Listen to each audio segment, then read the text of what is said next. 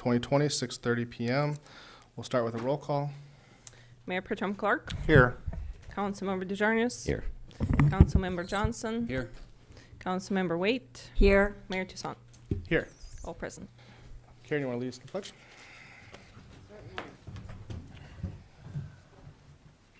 Please join me in pledge allegiance to the United States of America. I pledge allegiance to the flag of the United States of America and to the republic for which it stands, one nation, under God, indivisible, with liberty and justice for all.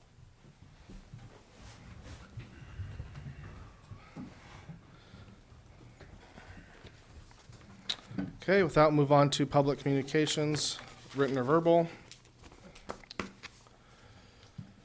Do I have any speaker slips? I have not asked anybody to fill out the speaker slip since we're still in a modified, but if anybody has. So who right would like now- to speak during public comment? Okay, Jennifer, I'll start with you. Can I take this off?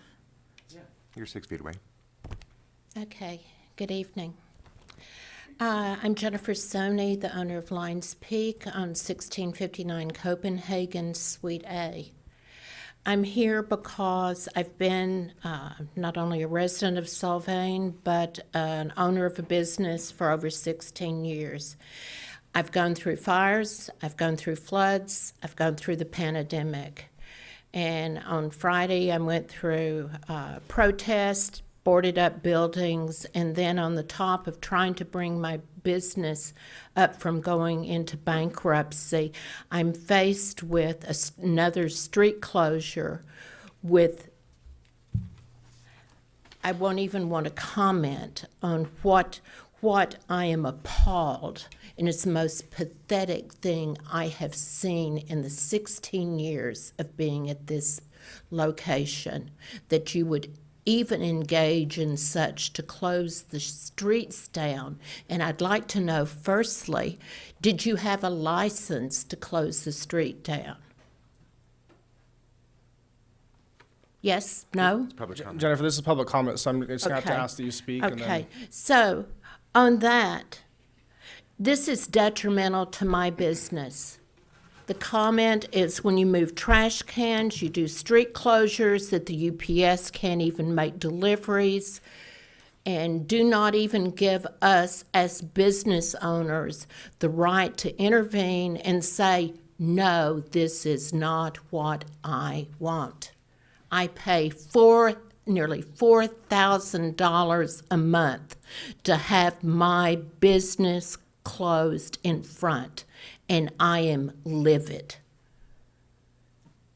This is not what I want my Solvang to be, to look like this. I don't know how much clearer to make it. I'm trying to do it without any kind of legal action. It has to stop now. And I need you to hear me. And I hope you do. I have pictures. It's appalling. And if you couldn't have finished it, you didn't need to close the streets down on Friday, Saturday, and Sunday, and put chairs where they have buildings around the corner that are boarded up because they're concerned of the rioting, that you put unanchored chairs and tables in front of my glass windows. Not very smart. That's it. Thank you. okay, thank you. David Brents? I have a question. I just want to speak on one item. Do I wait till that item comes out? It'll be best if you wait to that item. Yeah. Perfect. Okay. Thank you. Next, I'm sorry, I don't know your name.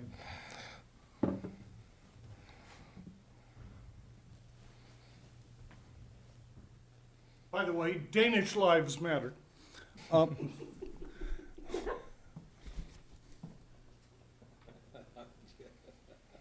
You're always laughing at people. Why is that? Anyway, Don't my Chris, name is Ron.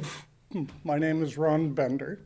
Actually, legal name Ralph Ronald Bender Jr. I live at 521 Pine Avenue. Then again, it's been changed once again to Pine Street. You guys have turned Pine Street into a freeway. And I've called and asked because you put speed bumps everywhere else. Even your police department flies up the street because you can hear them. The sound of a police car comes around the corner. And a lot of the police are my friends. I grew up with them. But still, they haul ass up the street to turn left on your new little Maple Street.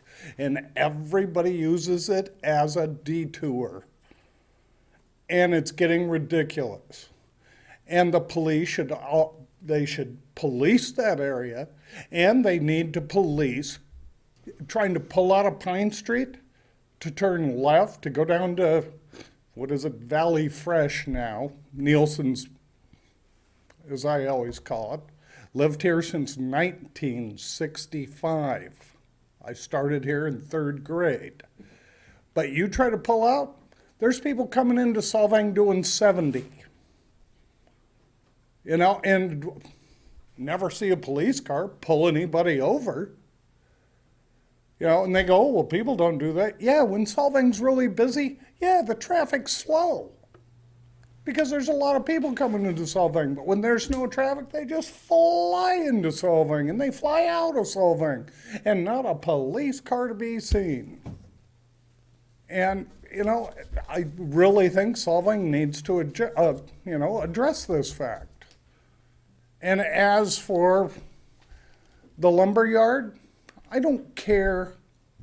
You know, if they want to build there, you know, do it correctly. The Memorial Hall, that's a whole nother subject. And you laughing at people, I'll address you for. You're going to get recalled. But anyway,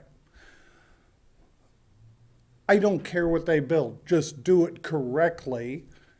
And don't make Pine Street, because I ain't selling. I've had people, but they have never contacted me.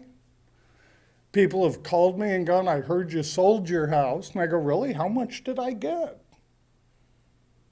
And the Ed St. George, the guy who wants to build, he could care less about Solvang.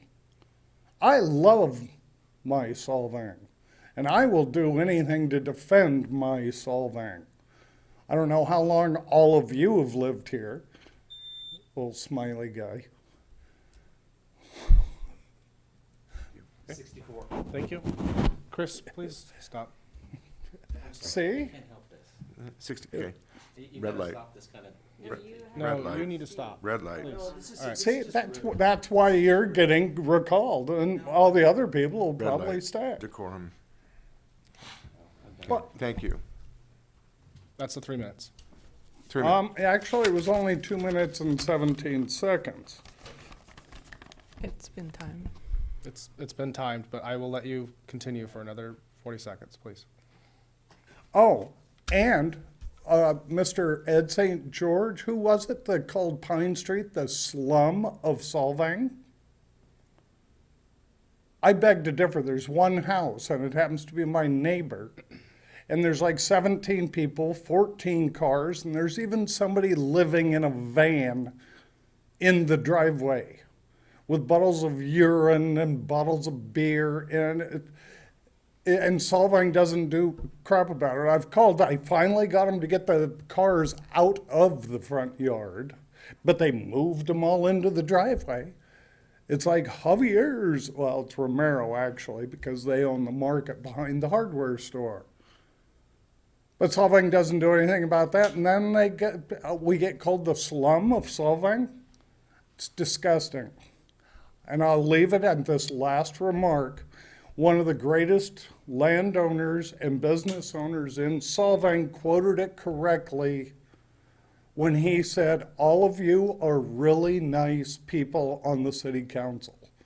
And this was years ago, none of you were even on the city council. But he said, it's not the city council people, it's the chairs. Because once people sit in those chairs, their brains fall out their butt. And I'll leave it at that. And go Trump, and Danish lives do matter. Okay. Is there any more public comment? Do we have any public comment on Zoom? Zoom or phone? Anybody on Zoom wants I to have a speak? comment. There you go. Someone wants a photograph. My name is Clayton Jones. Too loud. I've lived in Solvang for hello. Yes. I've lived in Solvang for about 15 years now, and I've lived in the valley my entire life. And I'm going to try to remain as calm as I can. That's going to be very difficult because of how livid I am. So first, a couple excerpts from the Constitution. First Amendment, Congress shall make no law respecting establishment of religion or prohibiting the free exercise thereof, or abridgment of the freedom of speech or of the press, or the right of the people to peaceably assemble to petition the government for redress of grievances. The Ninth Amendment, the enumeration in the Constitution of certain rights shall not be construed to deny or disparage others retained by the people. I'll editorialize for a quick second here. How can our basic, incontrovertible freedoms to run our businesses, to go outside, to live our lives, not be covered by this amendment? How can the state take our freedom and to make the decisions that impact ourselves? In the California Constitution, Article 1, Section 1 says that all people by nature are free and independent and have inalienable rights. Among those are enjoying and defending life, liberty, acquiring, possessing, and protecting property, and pursuing and obtaining safety, happiness, and privacy. That sounds pretty much the same as the Ninth Amendment to me. I skip over this section 4 here, but again, editorializing, I noticed that these freedoms are for pursuit of happiness, not for any guarantee of happiness or of safety. That is not the government's job. The Article 4, Section 1, the legislative power of California is vested in the California legislature, which consists of the Senate and Assembly, but the people reserve to themselves the powers to initiate initiative and referenda. The legislature has the right to make laws, not the governor, not within spurious legal orders. The mayor and city council members should have taken an oath of office for California Constitution, Article 20, which starts, I state your name, do solemnly swear that I will support and defend the Constitution of both the United States and the Constitution of the State of California against all enemies, foreign and domestic. The state of California and Governor Newsom in particular have made a mockery of the state and federal constitutions. The government in California for the past 3 months has been the closest thing I have seen to fascism in this country in my 20 years as an adult. If Governor Newsom and the state and county apparatus are not the domestic enemy to the Constitution, then nothing is.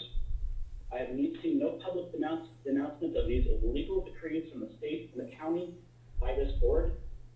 I have not seen any attempt to overthrow the shackles of this unjust oppression, and you all know as well as I that you have not done everything you could to fight this injustice and again, these enemies of the Constitution. I can only conclude that you are not honoring your oath of office, and I call for everybody to remove you from office. That is all I have to say. Thank you. Thank you. Who's that? It was a Zoom caller. Do you have a name, sir? Clayton Jones. Clayton Jones? Is there anybody else on Zoom that would like to make a comment on items not on the agenda? Raise your hand. Okay. I have one comment to be read into the record. Are we going to be reading any of these? Okay. This is from Clifford Ray, business owner, landlord, regarding uncodified emergency ordinance to extend temporary moratorium on evictions for the non-payment of rent by residential and commercial tenants who have been harmed financially by COVID-19. I would like the City Council to reconsider the extension of the temporary moratorium on evictions. I first want to disclose that I'm a landlord of multiple properties across multiple cities, counties, and states. I'm also a tenant in 2 local buildings, including one of my businesses in Solvang. I see both sides of the situation. I want the City Council to understand that each city, state, and county each have adopted similar but unique ordinances to try and keep some sense of pause in this time of crisis. Each unique ordinance is a separate situation to navigate, which is complicated for all parties involved. I know these actions were well-intended and have been helpful, but I'm concerned that if these types of temporary ordinances continue to be extended, they will be counterproductive, if not damaging to the market. The temporary moratorium has also served the intended purpose, in my opinion. I believe the purpose was to give time for landlords and tenants to work together on an amicable solution to an unpredictable crisis. I also believe, more importantly, that it put a timeline limit to have the conversation and become a solution. The solution needs to be between the landlord and the tenant in a timely manner. Those are the parties that have a contract, and it should not be the place of city, county, or state to get in the middle of that contract. Landlords do not want to end up with a vacant building, and tenants want to save their home or business. We should let those parties work out their contract without undue interference. Let the free market be. It is my opinion that extending the temporary moratorium will only cause the needed negotiations between the landlord and tenant to be prolonged. This extension will also impact the time it will take for this matter to recover. We are making great progress in reopening our cities, counties, and states across our country, and we are making cautious moves to getting back to normal. As we continue to make this cautious progress, we also need to loosen the grip on the free market. Yes, some tenants will not weather this crisis, but neither will some landlords that are not able to have the tough negotiations with their tenants in a timely manner. It is my stance that Solvang has given the tenants and landlords the opportunity of 60-plus days to have hard conversations. Extending the temporary moratorium, will only extend and drag out what needs to be done. I also believe that extending the temporary moratorium might also put landlords in danger of foreclosure. I think we can all agree this is not the intent of the temporary moratorium. I ask the City Council to reconsider the proposed extension, or at a minimum, only extend until the end of June. I thank you for your time and consideration, and hope my points have been helpful. Be well, Clifford Ray, business owner, landlord. Thank you, Clifford. Is there any more public comment? Any more public comment online? Nope. That concludes public comment. Okay. So with that, we'll move on to item number 2, executive reports. Appreciate your guys' hard work. Really. Thank you. Zena, is this to be read into the record? No, I'll tell you which ones. Thank you. Okay, so executive report, city manager report. I would just like to start by looking forward to the next regular council meeting on June 22nd. Our focus is going to be on the 2020-22 financial plan development once again. The council has held 5 meetings to date, a series of meetings leading you to this financial plan development and actual adoption. Last Saturday, we were here with a special city council meeting talking about the preliminary financial plan to ensure that public had the opportunity for public input. And on the 22nd, there will be yet another opportunity for public input as the council will consider final considerations for the financial plan and will adopt, in fact, the budget for the next fiscal year. I would also like to remind everybody or alert everybody that based on public feedback, you had an item heard the previous on May 26 about economic development, and based on public feedback and council direction, we have scheduled a series of public workshops. Right now, they're all on the same day, but further workshops may be scheduled at a later time. This is a workshop that will take place at the Veterans Home Memorial, where a proposed project is potentially being considered to really work with the public and our community and receive their feedback on this proposal, which is really a conceptual proposal at this point. It was just the kickoff of the conversation, and these meetings and these workshops are really meant to help the city and the developer fine-tune potential conceptual proposals as they would then be coming back to council for consideration. So the developer has taken the original input regarding this development and has created some alternative sketches where he will be available along with city staff on Saturday, June 27th at the City Hall to both introduce those alternatives and definitely listen to the public and the community of Solvang and receive their feedback. So there's 3 sessions that are going to be scheduled to accommodate the COVID-19 social distancing. It's a large hall, so we hope that we can definitely cover enough, all of those who would like to participate. So we encourage you to sign up ahead of time. You can do so by calling our main number at the City Hall. That's 805-688-5575, or to email cityhall@cityofsolvang.com, and you will receive a confirmation. The first session is going to start at 9 a.m. It will be followed by a second session at 10:30 a.m. and a third session at 12 p.m. Once again, it's a session for the public of Solvang. We welcome everybody, encourage everybody to be there. It will be staffed by city staff and by the developer. It is not a council meeting, but it's meant there to be for a free conversation between the developer and the staff, so that we can come back with better recommendations for consideration formally by the city council at a later date.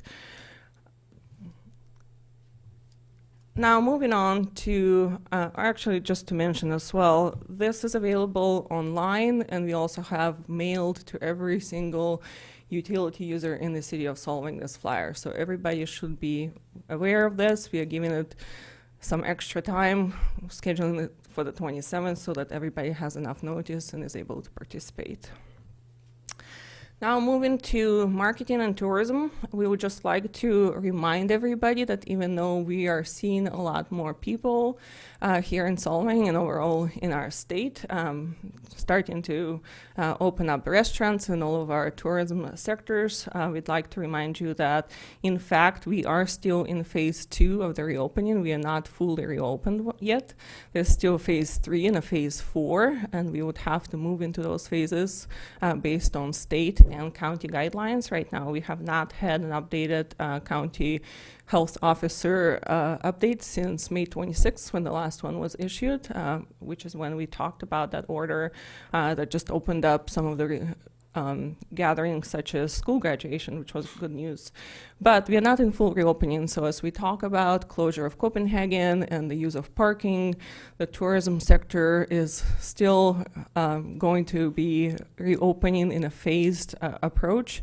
Right now, the hotels are still under the order for essential services only, so as we think about parking and how many people we can attract, we're not seeing quite the levels. It will take us some time, and we're definitely watching it and working towards getting back to our tourism levels that we had pre-COVID-19, but right now we are still in only a partial reopening, and there's lots of regulations, as you know, for all the businesses for social distancing. So every business has to go online and get this certificate to see we are safely open.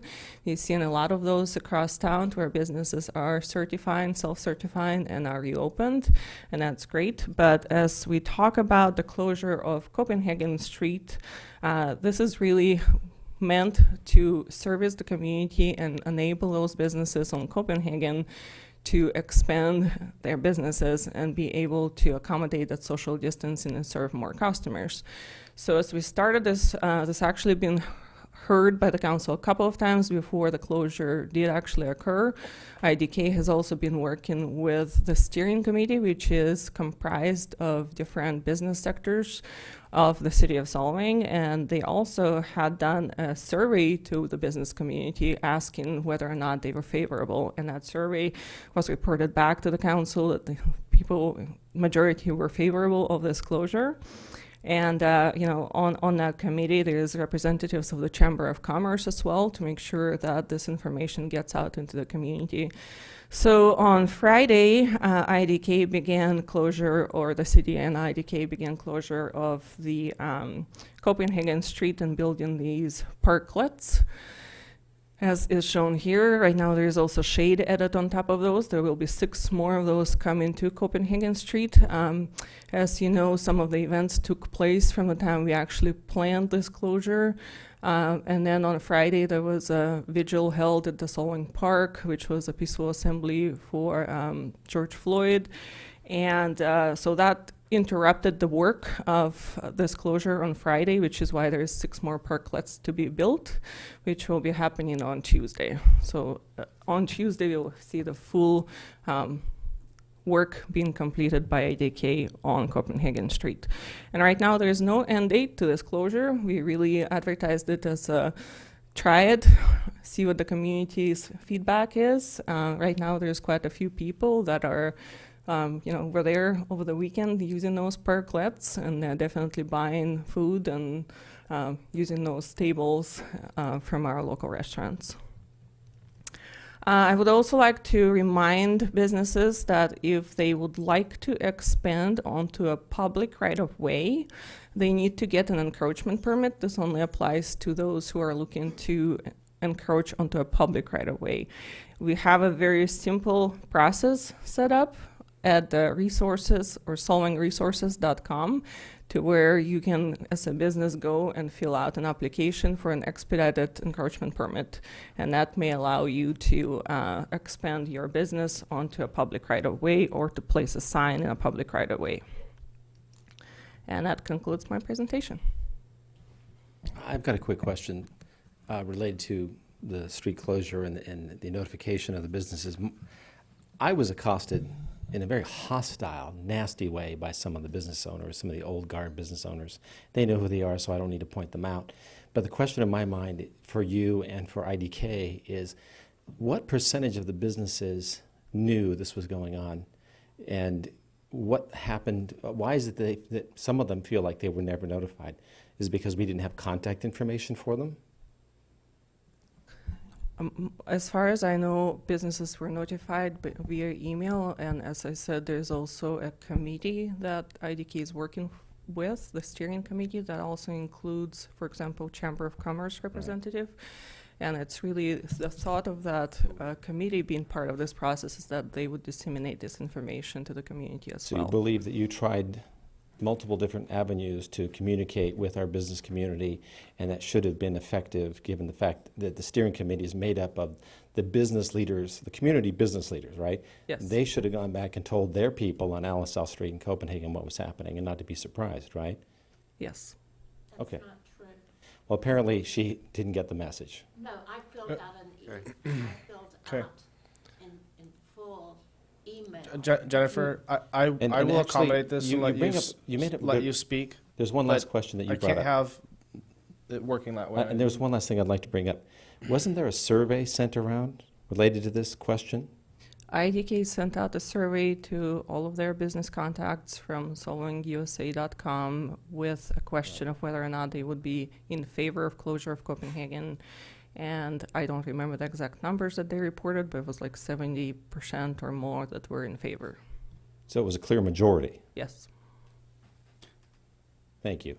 Xenia, is there any way we could get Tracy Beard as the Solvang Chamber representative to enlighten us on some of the details of what happened in the steering committee? Maybe even Scott could do that so that we could be more informed, so that we could address some of these issues Of course, on yeah. the closure.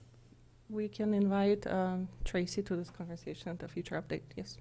Yeah, and also, I believe it was 2 meetings ago, Scott did give us a detailed number of how many businesses were sent the emails and how many were returned. So he did go into detail on that, but it would be a nice refresher now that things are actually out there for people to see. And if I could add, in a week or two, re-gauge it to see where everybody stands on it now. If it's benefited the businesses, and if not, then knock it off. But if the majority of the businesses are happy with it, then I think we should continue. This is only temporary as well. When phase 4 comes, and it's done when we're completely back to regular business, correct? The closure was only approved on a temporary basis, yes. Okay. I'm sorry, Jennifer, I'll let you, if you have something to add, I will allow it, but that's not normal. Yes. Yeah.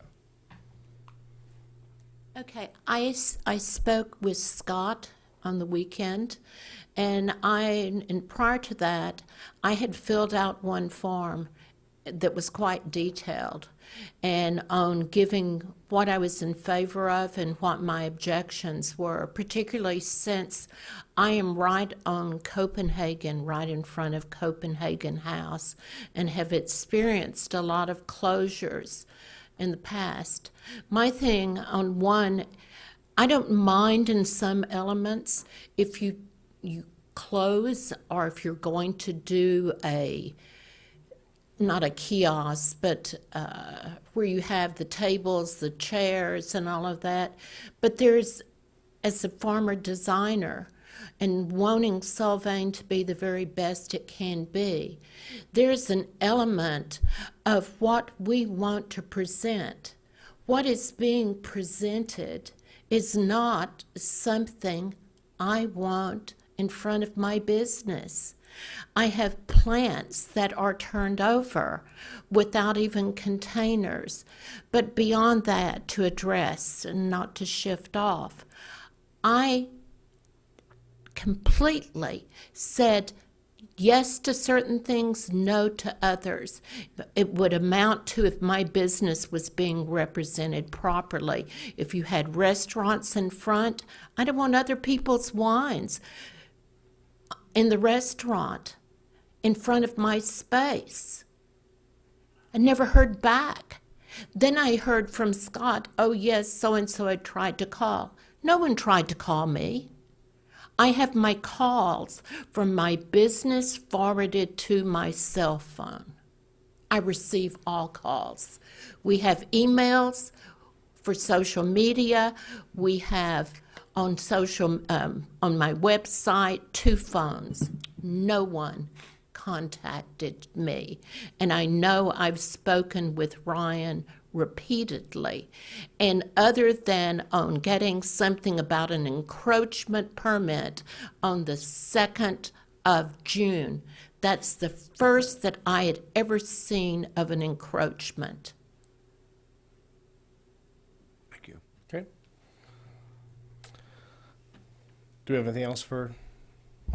That And can you concludes- clarify some of that information? I don't believe that other wineries can then go serve in front of a booth that's in front of a different tasting room. Well, right now the parklets are not specific to one individual business, so they're really there to expand people's ability to basically order takeout and go sit down at that parklet. That is definitely, the type of feedback, and we can continue to refine and rethink this as to how those parklets are positioned going forward. As I said, the setup is not completely yet complete, and that will be done on Tuesday. And then I would just like to remind everybody that IDK holds weekly meetings with the steering committee. So they will be here holding a meeting again on Thursday, and we'll be able to work with our community on making any modifications as there may need to be. And they're actually also potentially going to reach out to a wider range of businesses for this particular item, and not just the steering committee as well. So one last question. Given the fact that Solvang is technically closed to visitors or tourists, what percentage of the people in Solvang were visitors? I know, unfortunately, I doubt that anybody actually did a count, but is there any way to figure out, based on what we did last year, what percentage of the people were visitors vis-a-vis last year, or even last month? Because my take on this, I walked up and down a couple of days to see what was going on, and on Saturday night, it was like a ghost town again. And I'm sorry to say that. I'm sorry to see that. I wish Nobody's in the hotels still. That's the, true. The So- hotels are still closed, and mind Right. you, the hotels that would attract our primary market from Los Angeles, for example, are closed. Tourism is still closed on the orders. Right, And then on exactly. top of it, you have cities going through events right now Right. that are now not COVID related, but it just further impacts tourism. So I'm trying to understand what was the purpose of doing this. My understanding, it was to kind of create sort of a soft opening and do it in a safe way for both visitors and locals who wanted to come and enjoy Exactly. I think one of the things, yes, once again, reminder, we're still in stage 2B. It's not stage 3 or stage 4. The hotels are still for essential business only. So we're not doing even targeted marketing yet. But what we are trying to make sure that we stay is that we know that tourism is attracted to destinations that they feel are safe. So the way that Solvang and IDK have always been addressing this soft reopening is that it's a safe place to come. We've done really great during the pandemic. We have had low cases. We'd like to continue that way. Just to be clear, how many cases have we had in the entire valley? I Six? believe it's 7 or Maybe 8, 10 to or 13 maybe or 12, but the And point not, is, been a and not few. one hospitalization. exactly. So we have more than 25,000 people in this valley. We had 10, maybe 13 people who actually had it, and not one hospitalization. I think we're pretty safe, Right. don't you? So I'm going broke eating at all these restaurants by the last Mr. Mayor, month and a so half. Mr. Mayor, I'm sorry, but I'm just going to note that you actually have an Yeah, I agenda was just gonna say, item, which is I'm- COVID-19 Yeah. situational update. You guys are going past questions of Gotcha. the executive report right now. So, Thank you, Zena. Zena, can you just, do you have anything else in your report to finish up? I do not, but I would like to say that I was actually, unless the council has any specific questions under the item now 5 and the COVID-19, I don't have an additional update on that. Okay. There was a quick question about wine tasting rooms. Aren't they now allowed to open up or reopen without having to serve food? Mr. Mayor, It's just a question. Can you just answer the question and can we move on to the? so Next item. this Thursday night, we probably will know the answer to that. The governor created a next step that goes into effect this Friday. I don't believe that we've yet gotten anything in writing from the county, but we have gotten something in writing from the Vintners Association, so we think we know maybe where things are going to go as of this Friday. But I suspect that by the time of the meeting of the committee, which happens once a week and will happen this Thursday, they will then have that information and be able to respond to it. And that's one of the biggest challenges, is that the state has been making changes that we really don't then know what the state's new rules are going to be and what the county's response to the state's new rules are until about once a week or so we get something from the county. Okay. Yeah, and just to clarify, the county has not made any changes at all at this point. Okay. So we're still on item number 2, executive reports, events calendar. Is there anything else from you, Zena? No, thank you. Chip, do you have anything on this item? Okay. With that, we have one public comment that somehow got missed. I'll ask that Robert read that one into the record, and then we'll move on to the item number 3. Let me see who it's from. I should see who it is. It's from Deborah Diet. Yeah, okay. Gotcha. This is from Deborah Diet. Please read the above email to council for this evening. Council members and mayor, at the May 11th meeting, City Council, I requested in writing that projects and events that are not basic to street, sewer, and capital repairs should be halted. This should include all special projects and studies. Mayor Toussaint responded, minutes 926 and video recording, that council has directed all staff to be on hold and we know where this is going to be a major budget shortfall.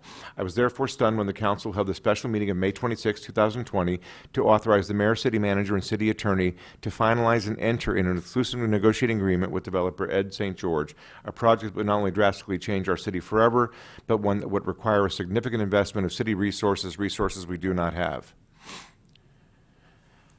The May 26 meeting ended with no agreement or direction on the legal agreement contained in the agenda, attachment C. Despite this, the city of Solvang appears to have moved forward with discussions with St. George and has scheduled a workshop to be led by St. George for June 27, 2020.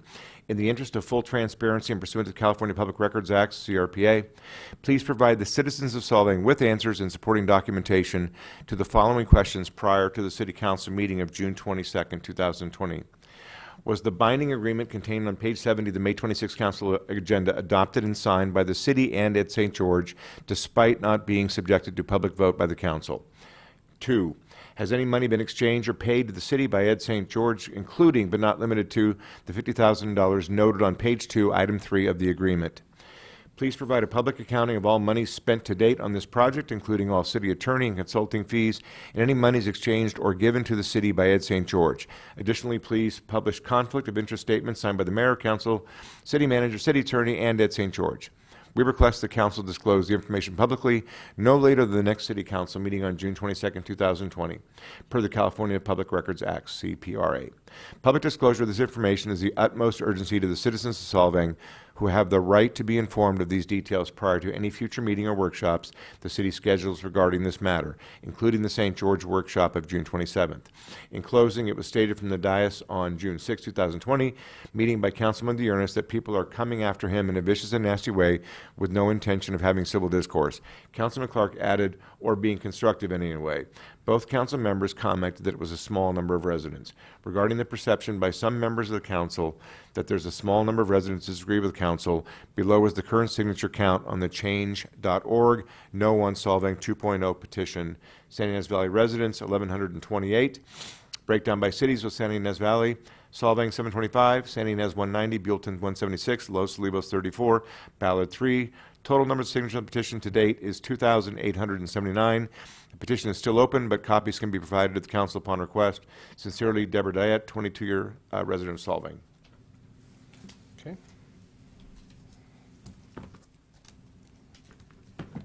Chip, is there anything you'd like to clarify in that? Mr. Mayor, I haven't actually seen that. I'm only hearing it.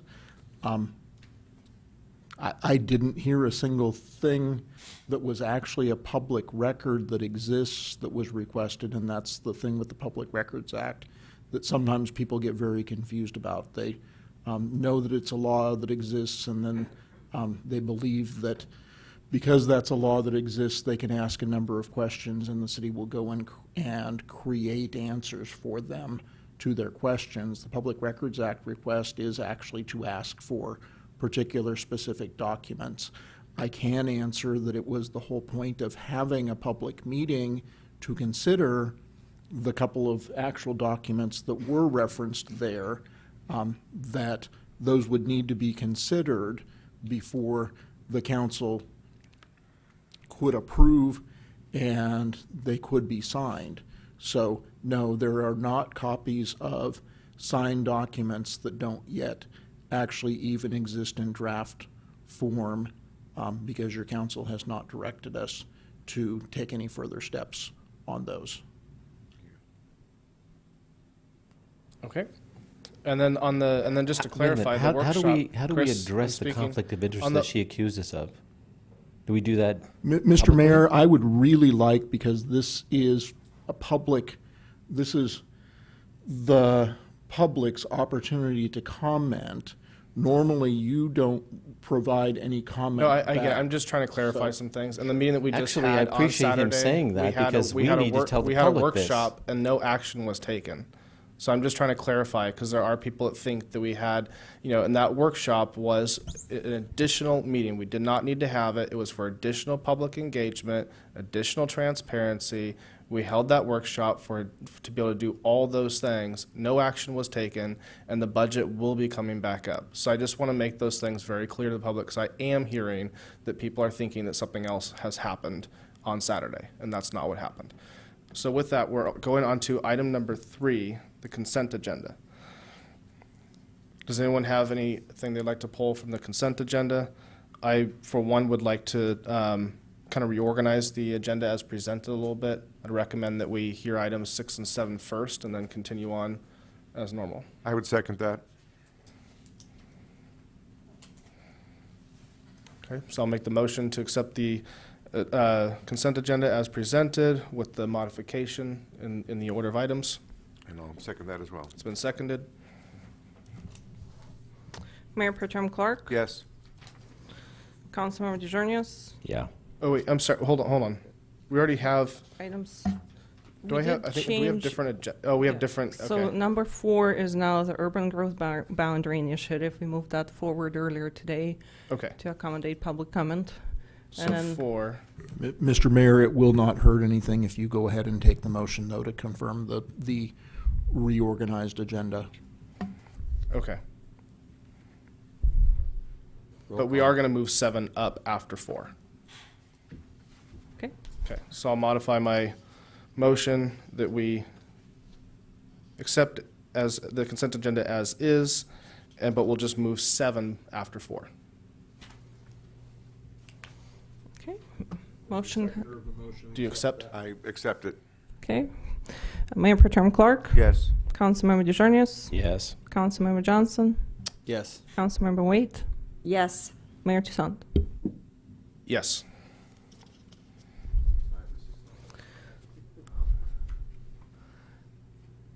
Okay, move on to item number 4. Can we get a staff report? So, City Attorney is going to do a staff report, and just for the record, we do have a few comments to be read into the record when we're ready.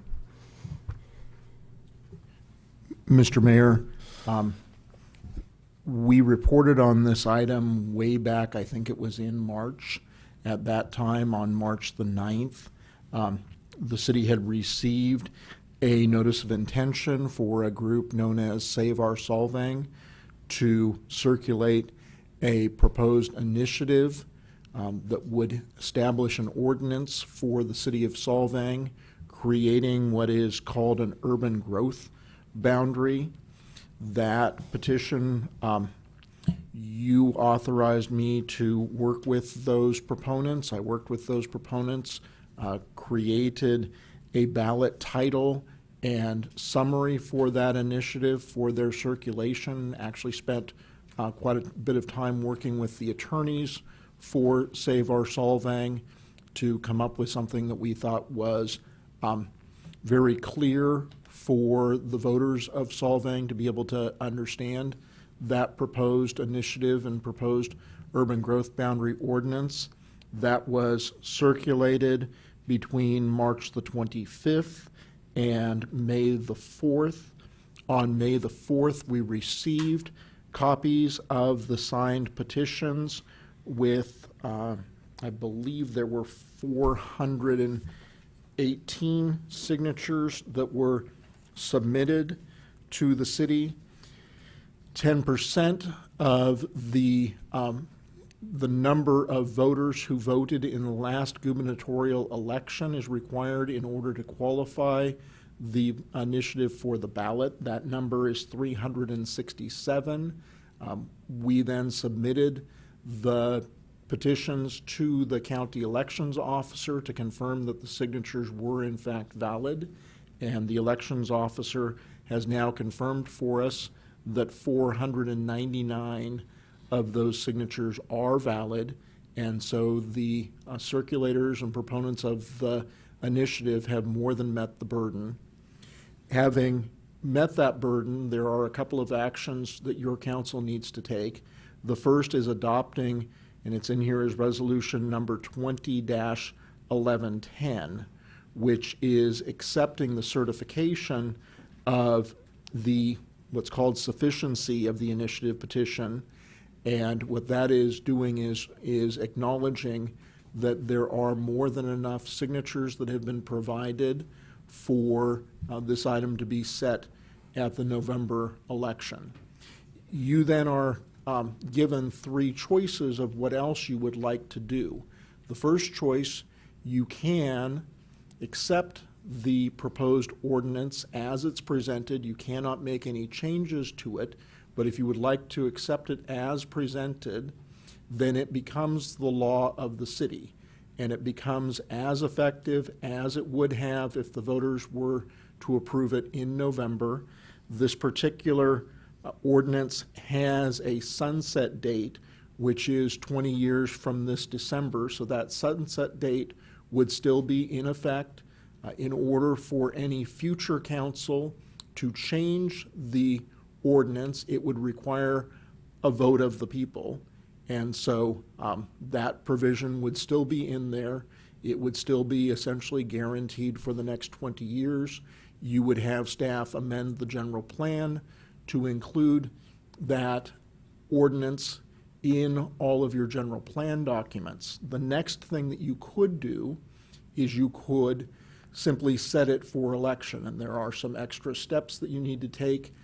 There's a resolution here in draft form to set it for the election and to provide that I would have to actually then do a summary again for the ballot, and you all would have the opportunity to either make arguments in favor or opposed to it of up to 300 words, which would then go into the ballot.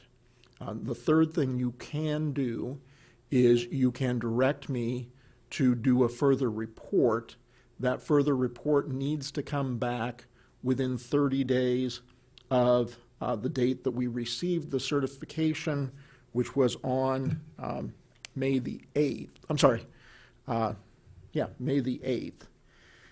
And so we would need, June the 8th. We would need to bring that back to you by a date in early July, and you then would have another 10 days to take action.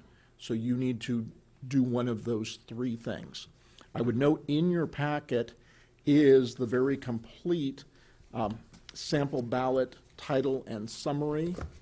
I think that again, we worked quite hard with the proponents to make sure that it is clear on what the urban growth boundary ordinance would do.